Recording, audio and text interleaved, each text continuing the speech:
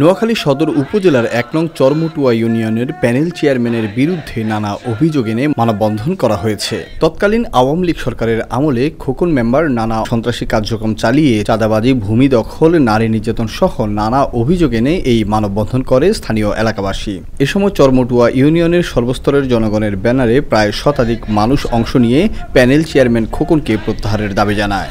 এই মানববন্ধনে উপস্থিত থেকে প্যানেল চেয়ারম্যান খোকনের বিগত দিনের অন্যায় অত্যাচারের কথা তুলে ধরেন চরমটুয়া ইউনিয়ন বিএনপির সাধারণ সম্পাদক কাজী সাইফুল ইসলাম সেলিম, ইউনিয়ন যুবদলের যুগ্ম আহ্বায়ক রাজীব, স্বেচ্ছাসেপক দলের নেতা ইমরান সরকার এবং ছাত্রদল নেতা সৌরভ ইমন সহ ইউনিয়নের সর্বস্তরের জনগণ। একমাত্র খোকন মেম্বার এখানের এই যে রাজত্ব চালাইছে, আমরা কোনো প্রকারে এটা মানি না। চোর, ডাকাত, নারী নির্যাতন করছে। নারী নির্যাতনের কারণে এই প্যানেল চেয়ারম্যান আমরা কোনো প্রকারে মানি না। তারা ডাকাতি করছে, ভোট চুরি করে মেম্বার হয়েছে।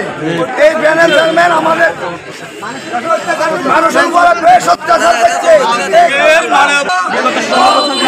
নির্যাতিত করছে, তাদেরকে আমরা মানি না।